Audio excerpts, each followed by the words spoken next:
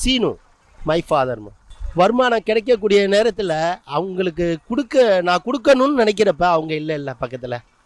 அவங்க இருந்திருந்தாங்கன்னா நான் எவ்வளவு அன்பாக அவங்களுக்கு என்னென்ன சேவை செய்ய முடியுமோ செஞ்சுருப்பேன்ல.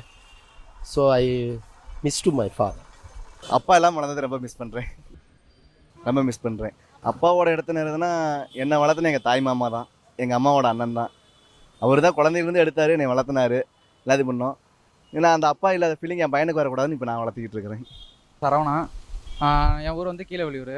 என் லைஃப்பில் ரொம்ப மிஸ் பண்ணுறது, எங்கள் வீட்டில் ஒரு நாய்க்குட்டி ஒன்று செல்லமாக வளர்த்தோம். அது ஒரு காணாமல் போய் 3-4 நாள் ஆகுது.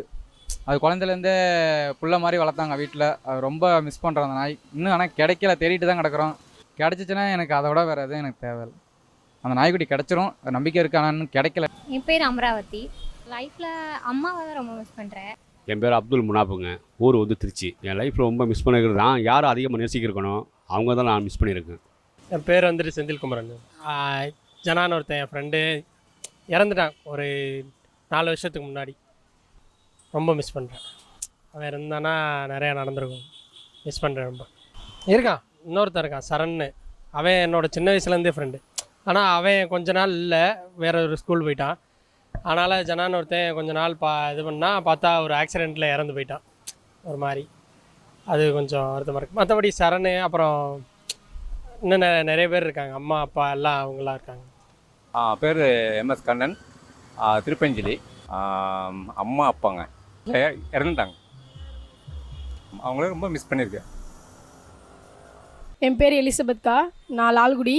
என் லைஃப்பில் என் ஸ்கூலில் நடந்ததுன்னா என் ஃப்ரெண்டு கேத்ரின் இருக்கா. அவள் மேரேஜ் ஆகி ஹைதராபாத்தில் செட்டில் ஆகிட்டா. அவளை நான் கொஞ்சம் ரொம்ப மிஸ் பண்ணுறேன். ஏன்னா அவளும் நானும் ரொம்ப நெருக்கமாக இருப்போம், க்ளோஸாக இருப்போம். என்ன எதாக இருந்தாலும் நாங்கள் அவளும் நானும் ரொம்ப ஷேர் பண்ணிக்குவோம். அவள் மேரேஜ் ஆகி போனதான் நான் கொஞ்சம் ரொம்ப மிஸ் பண்ணுறேன்க்கா. என் லைஃப்பில் வந்தது வந்து இப்போ எனக்கு மேரேஜ் ஆக போகுது. நான் லவ் மேரேஜ் 10th இப்போ ஒரு 12 வருஷம் இருக்கும் நாங்கள் லவ் பண்ணது. அவங்கள தான் நான் மிஸ் பண்ணுறேன்க்கா. இப்போ மேரேஜ் ஆக போகுது. எனக்கு பிடிச்சது வந்து அப்துல் கலாம். ரொம்ப யோசனை பண்ணுறோம்ல. அப்படி ஒரு விஞ்ஞானி தேவை தானே, ஜனாதிபதியாக தேவையில்லை, விஞ்ஞானியாக தேவை தானே அவர் நமக்கு, இல்லையா? அணுகுண்டு வந்து எந்த நாட்டுக்குமே தெரியாமல் ரொம்ப ரகசியமாக செயல்பட்டார். அது மிகப்பெரிய விஷயம் இல்லையா? நம்ம ஜனாதிபதி ஆக்கும்பொழுது உலகமே என்னடா ஒரு அணு விஞ்ஞானியை வந்து ஜனாதிபதி ஆக்கியிருக்காங்களே, ஒரு இந்தியா, அது ஒரு முஸ்லீமை அப்படிங்கிறது ரொம்ப யோசனை பண்ணாங்க. அதெல்லாம் வெற்றிகரமாக நடத்தி காட்டினார் அவர் அதை ஜெயிச்சு காட்டினார். திருமணம் செஞ்சுருந்தாருன்னா அவருக்கு அந்த ஆசை வந்திருக்கும் இல்லையா? அவர் திருமணம் செய்யலை. ஆமாம், அவர் இல்லைங்கிறத ரொம்ப மிஸ் பண்ணுறேன். அவர் மாதிரி ஒருத்தர் தேவை. நம்மளை வந்து ரொம்ப அதிகமாக நேசிக்கக்கூடிய ஆள், எல்லாமே அதிகமாக வெளியுள்ள ஆளை தான் நிறைய நேசிச்சிருக்கேன்.